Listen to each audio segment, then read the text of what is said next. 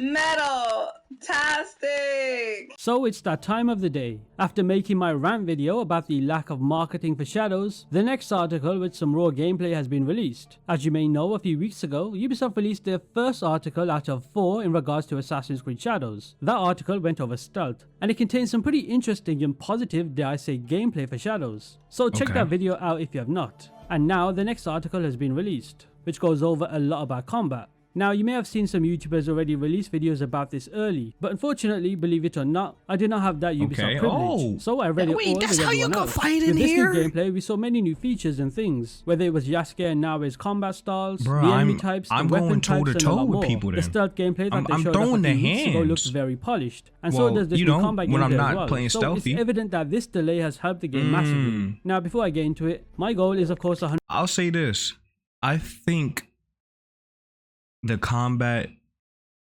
is better. It might be a hot take depending on, you know, who y'all is, what y'all like. From what I just saw just now, that interaction, that small, you know, snippet, it might be better than Ghost of Tsushima's combat, right? Because, you know, everybody's comparing the two games now, like the Ghost of Tsushima franchise with Assassin's Creed Shadows. I ain't gonna hold you. What I saw just now, looking like Lil Kim and shit. 100,000 subscribers, and we are getting closer every day, so do consider subscribing if you have not. And with that said, let's get right into the combat article. The first thing in this article is all about the offensive basics with combat in Shadows. So the game's combat system is built on 3 core attack types: light attacks, heavy attacks, and posture attacks. So it looks each have like their strengths and weaknesses, Yasuke just got and the understanding basics. how they work together is key to mastering combat. Now, of course, light attacks, as the name suggests, it's all about speed. They're swift, fluid, and great for keeping up the pressure on enemies, but they don't really deal a ton of damage, and tougher enemies can often power through them. So I'd expect this to be a similar situation to Valhalla's light attacks. So you know, R1 is your light attack. Heavy attacks, on the other hand, pack more of a punch. They deal higher damage and are perfect for staggering enemies or creating some breathing room when things get too crowded. They are a bit slower to pull off, but the impact is worth the risk in most situations. Then you have an interesting and good feature being posture attacks. So by holding down the light or heavy attack button, you can now charge up an attack to break through enemy guards and deal massive damage. Of course, this is what Yasuke is doing on screen. Now, him having his weapon up like that is him charging up a posture attack. We can see the armor plates of the enemy fall off, which also gets rid of the yellow bar above his health, making him a lot easier to take down. However, one thing I do like about this is that enemies are not stupid. They'll spot you trying to charge up and move to interrupt, so you'll need to time it just right. So as you can see, when Yasuke charges up the posture attack, the AI is really adaptable, notices and sheathes his katana, getting ready for what I would only assume is a sheath attack of his own. And that's pretty good to know. At least it's not a very easy and beginner-friendly game. Charles Benoit, the game director, describes posture attacks as a game changer and encourages you to mix them with light and heavy attacks to create combos. Another interesting thing to note that was mentioned in this article is the vulnerable state feature. So essentially, when you perform a perfect dodge, it will put an enemy in something called a vulnerable state. And what this does is it lets you deal massive damage during the phase of them being in that vulnerable flashbacks state. from Batman. I'm pretty sure in Valhalla, perfect dodges would trigger slow motion. So I can only assume in Shadows, a perfect dodge would not leave the enemy in slow motion, but rather just be vulnerable, giving you a chance to attack with additional power or even use abilities. As mentioned in the article, it's the perfect opportunity to counter-attack by unleashing a posture attack or an active ability for maximum damage.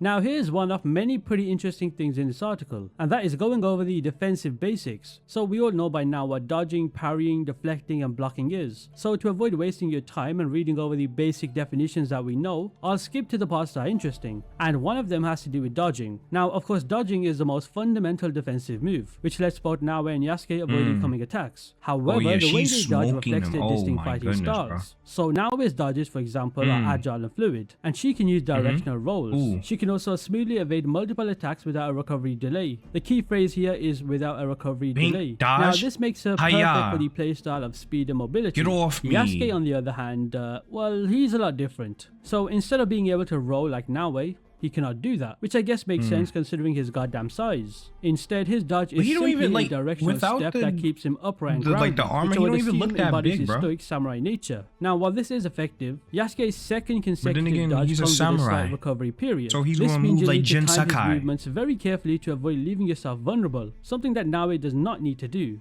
In terms of parrying, once again, just like dodging, both characters are very different in how they parry enemies. So Yasuke's parries are straightforward and aggressive. When timed correctly, Yasuke's parries can cause enemies to bounce back, opening them up for devastating counterattacks. This mechanic very evidently reflects his combat style, where he holds his ground and refuses to concede territory. Naoe's deflect, on the other hand, is more dynamic. Instead of forcing enemies back like Yasuke boom. does, right off that, yo, oh my gosh, there's so much combos to go from that. Boom. Now, while it is pretty cool to be able to he gave me his back, parrying, there is a slight risk whilst doing this. So when she does parry and move around the enemy, she will leave herself open to attacks from surrounding enemies. And then there is blocking. Now, to be honest, this is more so for Yasuke and not really Naoe. So for the Naoe players, blocking is more so just dodging, to be honest. Yeah. Anyway, with Yasuke's weapon, he can turtle up and withstand attacks, such as ranged threats like arrows and kunai. However, blocking does have its limits. While it can neutralize most attacks, it will not stop unstoppable attacks, which will break through and leave Yasuke vulnerable. This is something we've seen throughout many sword fighting games. Unblockable attacks are always dodged away instead of parrying and deflecting. Oh, and if you ever wondered what I meant by turtling up and withstanding attacks, it's basically referring to Yasuke using his weapon to absorb and withstand enemy blows, arrows or projectiles, which prioritizes defense over mobility to minimize damage taken. Now let's move away from the basics of movement and weapons and dive into the next part of the article, which are skills and abilities. Because I don't this think is where we things would start have to get gotten really exciting. polished gameplay. While the article doesn't go into a ton of details about skills, Why there are did you still some do him interesting like bits that? we're Oh talking my about. Oh, and gosh. just a heads up, there's only one clip showing skills and abilities, so enjoy this little loop while we talk. First thing mentioned is active abilities, which are the highlight of the progression system in the game. So active abilities are abilities that are essentially manually triggered during combat and can dramatically shift the tide of a fight. The article mentions abilities such as armor breaking abilities, gap closing abilities, and even health regeneration abilities. Now, I assume they will literally do what the name suggests and nothing really more there. The skill shown in this video is the Naginata Crescent Strike that Yasuke has, which seems to be an AoE skill where he spins and attacks enemies within his range all at once. And then there's the passive skills. Now, passive skills are subtle but important upgrades that work automatically in the background, making you more efficient in combat without requiring manual activation. Now, I guess some examples of passive skills feature adrenaline regeneration increase, health boost, and time dilation, which I assume extends the window for executing perfect dodges, or even counters. The article also goes over mastery points. So as you gain levels or defeat specific enemies, you'll earn mastery points, which can be spent on unlocking skills and abilities in the game's progression trees. The mastery trees are divided into categories based on weapon types and combat styles, allowing you to unlock new weapon abilities, like extended combos or unique finishing moves. Are we going to get double assassinations back? Strengths such as Yasuke's durability or Naoe's agility, and also gain new tactical mechanics such as counterattacks or improved guard breaking techniques. The next part of the article goes over the two protagonists, Naoe and Yasuke. Now, a lot of this is just writing for the sake of increasing the word limit on the article, because it goes over a lot of what we already know, such as Yasuke being the big brute protagonist and Naoe being the small and agile protagonist. You know, things we've already heard about a million times by now. We know that. But, big but, there is some things mentioned here we're talking about. For example, one thing has to do with Yasuke's combos. So the last attack of each combo that Yasuke does will break an enemy's guard without relying on posture attacks. So that is always guaranteed. Both characters can also carry two weapons at once. And the part that's the most interesting is Yasuke is the only protagonist that is able to switch weapons mid-fight via something called the link attack ability, which I would only assume is a passive ability. So this ability essentially allows Yasuke to continuously attack his enemy via rapid strings of attacks in a continuous flow. This video shows Yasuke's shielded posture attack. Now this goes back to the whole posture attacks earlier I talked about in the video, where Yasuke is able to charge up a posture attack whilst having his katana still in its the speed. Also, can we just appreciate the flicking up the blood from the katana? You know, little touches like that are always nice to see. Now here's where the article goes in depth on all the weapons available to both Naoe and Yasuke. Let's start with Naoe. So Naoe is going to have three weapons. A katana, which of course is the all-around weapon. It's balanced, reliable, and great for stagger attacks, which gives you the perfect chance to follow up with a powerful posture attack. Plus, it's the only weapon available to assassinate enemies through shoji doors. Also, can we just take a moment and appreciate this clip? In my opinion, this is the best clip from this entire article, because it looks so polished compared to what we saw almost 6 months ago. And if you can't see that this is a lot kick to the head from me, boom, boom, you, my boom. friend, are just simply Get off blind. me. She's also got the Kusarigama, a weapon proficient in crowd control. It's got an extendable chain and sharp sight, so you can keep enemies at a distance or cut them down up close. I'm gonna have so much fun with this game, bro. Assassinate enemies from up to 10 meters away. And then there's thankfully the return of the hidden blade combat, something we have not seen for I believe like 12 years or something insane like that. So Nawe will have a Tanto and Hidden Blade. It's quite funny that the article describes that using these weapons in combat is the same as death by 1,000 cuts, which sounds about right. It's also what we'll use for double assassinations. That sounds like some Naruto reference. And no, not those outrageous, stupid double assassinations from Valhalla, but more so like the ones in Unity and Syndicate. When it comes to Yasuke's weapons, he has quite a few more compared to Nawe. The first is the long katana, which is a scaled up version of the classic katana which fits Yasuke's size. Also with this clip, just look how fast this enemy is. Now I'm going to assume that this enemy is a Ronin, just because of the way he's moving around, how fast he is and his stance. I'll go over the Ronin later in this video more in depth. Then there's the Naginata, a 2-meter long polearm with a bladed tip, which is efficient in crowd control. Then there is the Kanabo, a pretty beefy and heavy weapon, which is a massive club that breaks through armor and crushes enemies in a single hit. Of course, the only downside is the incredibly slow fighting style, so timing with this big ass weapon is important. There's also his Yumi bow, a classic Japanese bow that will let Yasuke take down enemies from a distance. And last but not least, there's the Teppo rifle, which is in the name, a rifle that has amazing range and pierces through armor, but like many of Yasuke's weaponry, it's very slow to fire and reload. So I guess, you know, it's best to use this as more of an opener. Oh, and yeah, it defeats the whole purpose of stealth, so I doubt I'm going to be using this rifle at all. The penultimate part of the article goes over the enemies that we'll encounter in Shadows, and this honestly surprised me because there are a lot more than I imagined. According to Charles Benoit, he states, as you progress and discover new abilities in Japan, you will encounter stronger and tougher enemies, each with new abilities and movesets that challenge different aspects of your fight mastery. The first enemy type mentioned are Outlaws. Now Outlaws are we really gonna have to just play like world, preying on the weak and poorly trained. They're not the toughest enemies, but some, like their brutish members, can still be dangerous if you're not careful. There's also the Ashigari soldiers, which I would only assume are the standard foot soldiers of the game. They use basic weapons and straightforward tactics. They tend to attack Nawe more aggressively, but are more cautious and fearful of Yasuke. I mean, this ain't nothing that we ain't never play against in Assassin's Creed, right? Like, especially like with me playing over the series in AC2, you got your big brutes, you got your fast soldiers, you got your regular soldiers, and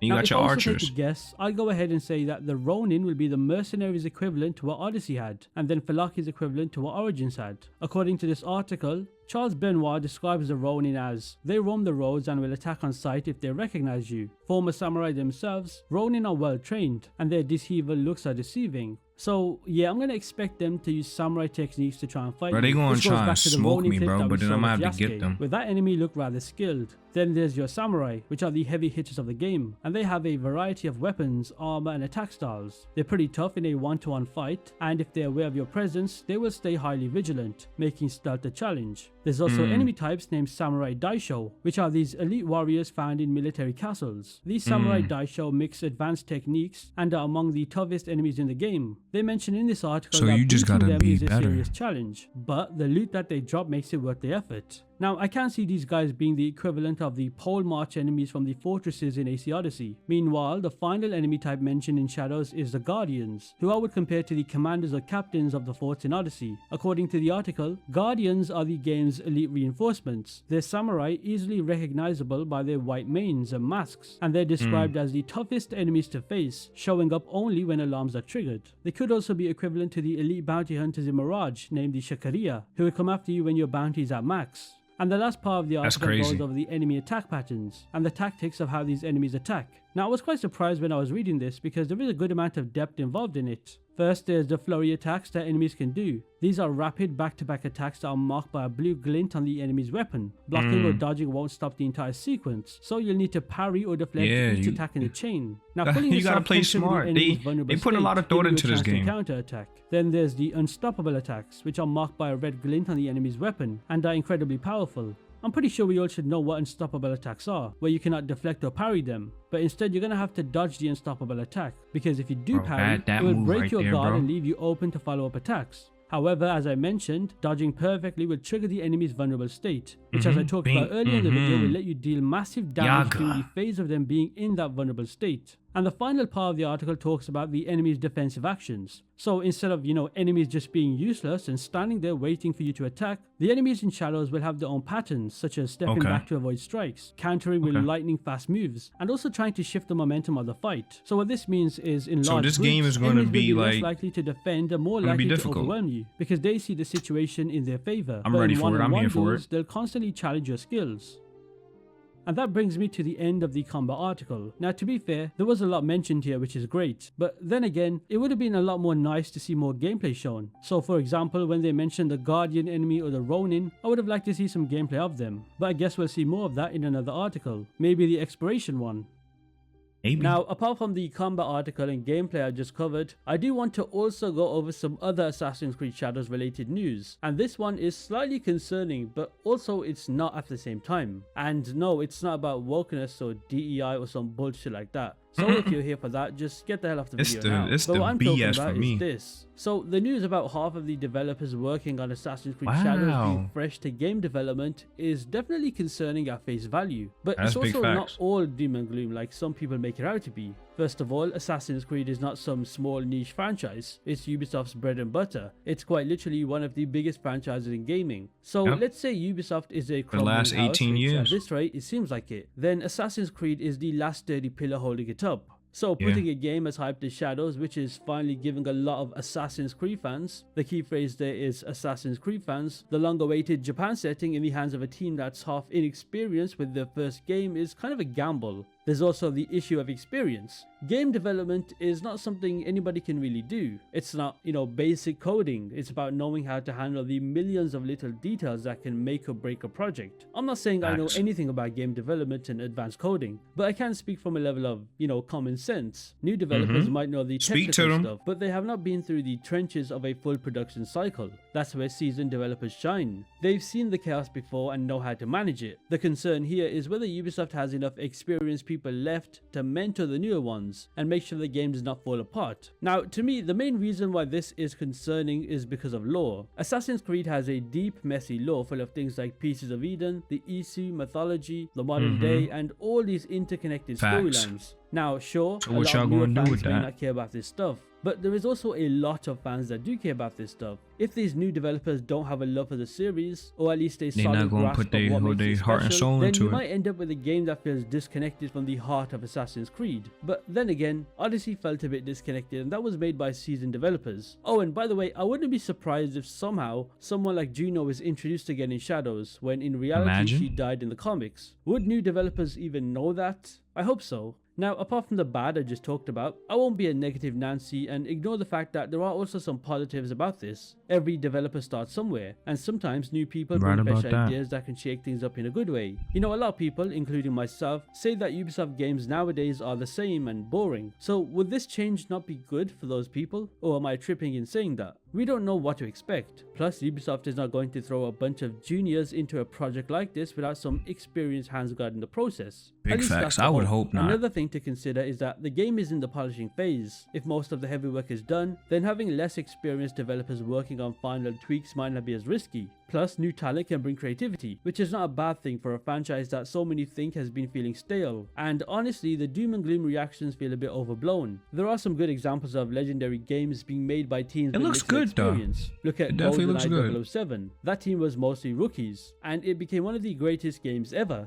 I'm not saying Shadows is going to be the greatest game ever, but it certainly is not going to be a disaster like some people think. It just comes down to leadership and how well the team works together. Here's the thing, Ubisoft knows how important Assassin's Creed is to their survival. Without it, Ubisoft wouldn't exist, and that's not a crazy thing to say. They've been burned before. Unity is a culprit, and they probably understand that they cannot afford to mess this up. They would not let an entirely I think we could all go back and appreciate Unity. I mean, I never really had the problem with Unity at first, like how everybody was saying. I don't think I experienced those. But not jump to conclusions. We'll just have to wait and see if they can pull this off. Yeah.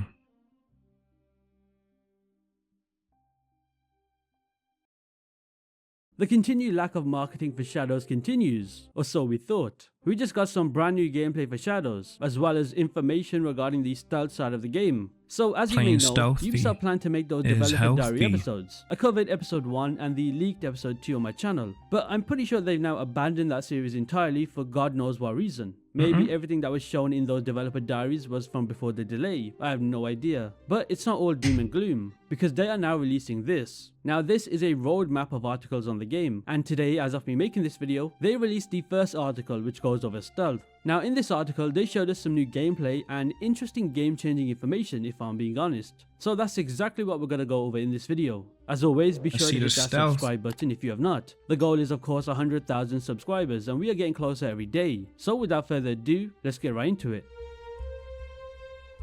So this article that just got released today as of me making this video focuses on our shinobi Naoe, with some slight information dumps on Yasuke too, surprisingly. So the article starts off with them referring to stealth as a new stealth philosophy. The first thing mentioned is them talking about a big departure, and that's the removal of the Eagle Companion. You know, something we've seen in Origins, Odyssey, Valhalla and Mirage. So that is a pretty noticeable removal to implement. Now what they've replaced it with is a shift to tactical movement to movement decision making, relying on your character's senses. Now this shift places a much heavier emphasis on your awareness, so it's up to you if you miss something. Now what are those decision-making gameplay features? Well, one of them is a brand new thing called Observe, and the other one being something that we know, which is classic Eagle Vision. Let's start off with Observe. Come on now Simon LeMay, the associate game director, describes it as, the new Observe mechanic is at the core of the Assassin's Creed Shadows experience. When in doubt, take a pause, observe the world around you, and only then should you decide what your next move should be. Now what's interesting with this Observe mechanic is it helps you tag enemies, locate loot, and even identify quest objectives from high vantage points. So they have levels? This gameplay footage they've released for this looks pretty nice. I like how they put a straw hat on Naoe, just to show a little tease of customization. Of course, without showing off leaks that were floating around recently, there is a lot of customization with many different outfits. Now some things I noticed from this footage, of course, is we can see the level of enemies, which in this case is 28, as well as I assume a big brute enemy who seems to be a much higher level. Now I'll go over what we can and cannot do against these high level enemies later in the video. Now when it comes to our traditional Eagle Vision, it's more of the classic things we know, so that's revealing enemies through walls and highlighting important sound cues. Of course in this footage, the enemies are in red and the servants are highlighted in orange. Now next up in the article is all about Naoe and her shinobi moves. So as you should know by now, shadows will let you hide in the shadows, quite literally, and make you invisible to enemies. Shadows will let you hide in the shadows. Gameplay video. They also mention once again the whole lantern situation where you're able to destroy them with shurikens to give Naoe cover in the darkness. Also, can I just say again, why does this gameplay footage look so high quality? You know, I think it's because it's not rendered like 10 bloody times over each other, just like the Ubisoft forward footage was. Now in this clip, we're seeing Naoe crouch walk past a bunch of doors, and this is actually part of the new system with sound cues. So no joke, depending on how loud or quiet you are, it can alert guards nearby who can spot you. So you real life gotta be on your standing up increases your visibility, and crouching will make Naoe's footsteps sounds considerably reduced. So back then in feudal Japan, there were types of floors named nightingale floors, which upon walking on would make a chirping sound. And these types of floors were used throughout many temples and palaces. So it seems like they've literally implemented it here. Just listen for yourself to the footsteps of Naoe. Okay. Our forces will join up there. We also got some more footage on being prone, this but right now here? it appears we're able to do some sort of roll on the floor. So according to this article, if Can you you press loot the their dodge bodies? button when prone, you're now able to roll to the side, front, or even back.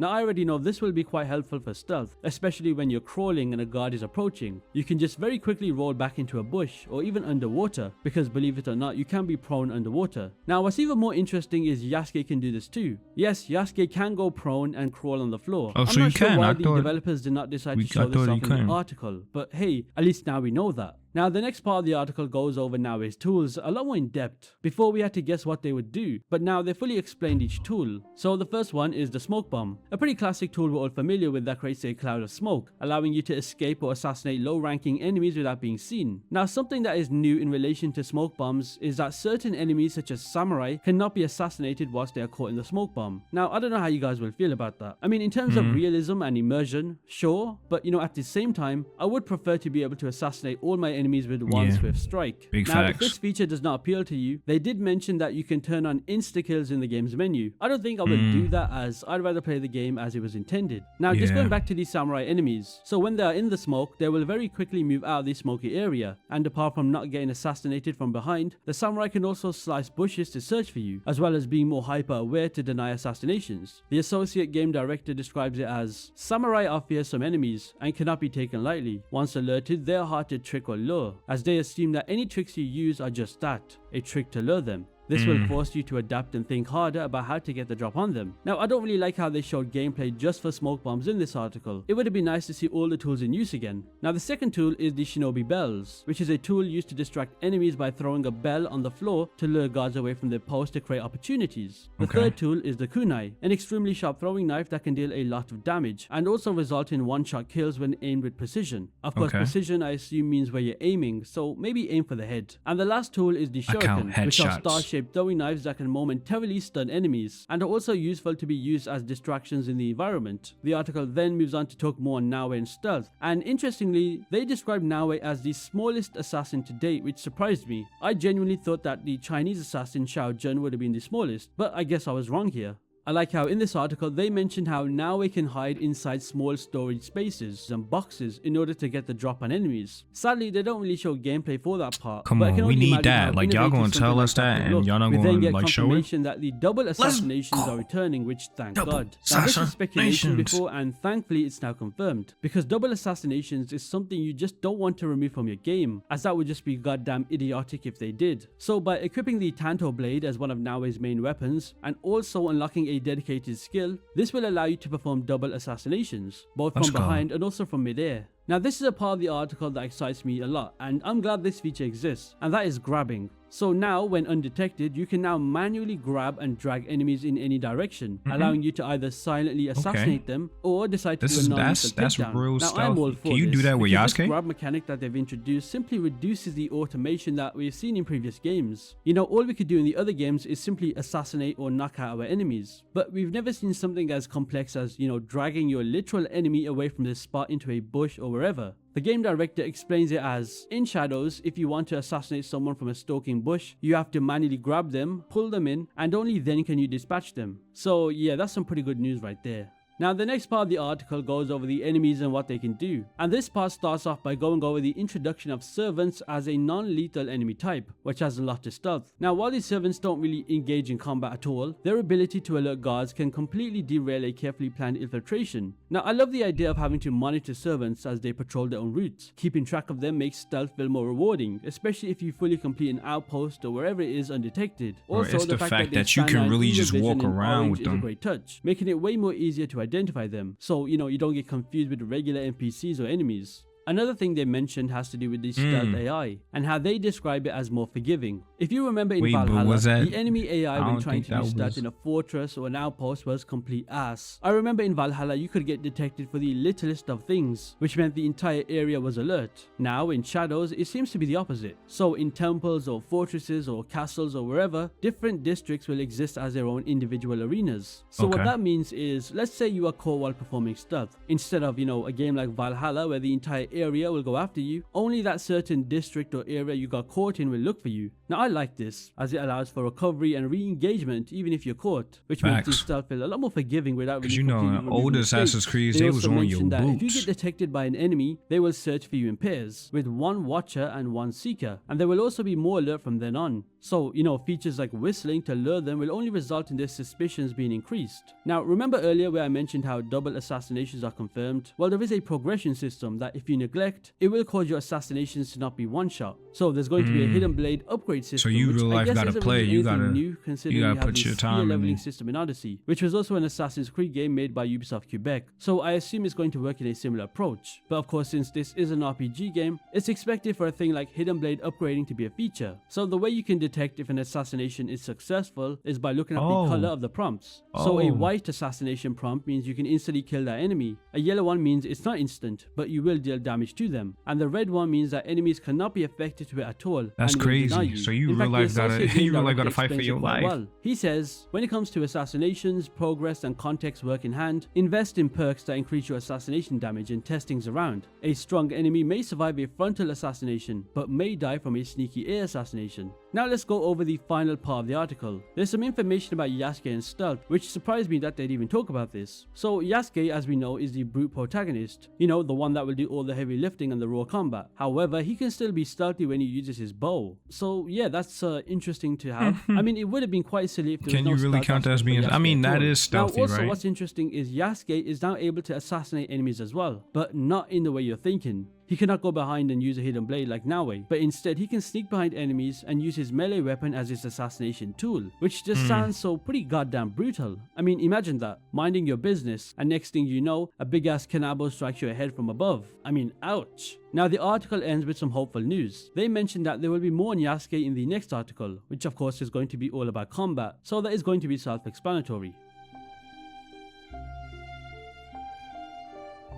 And that is pretty much it for the article. What are your guys' thoughts on it? I'll be honest, everything I said is pretty positive, and even the gameplay footage that they've shown, I think it's good. I'm hopeful. Not appealing. I'm hopeful. I'm glad they took this in fact, this game November, right here is what Unity December, is to January, roll, February, but March, in this generation, 4 extra the new months. engine, the new systems, and a lot more. I'll be sure to cover the next article when that's released, which is all about combat. Anyway, if you did enjoy this video, be sure to hit that subscribe button. And with that said, I will see you in the next one.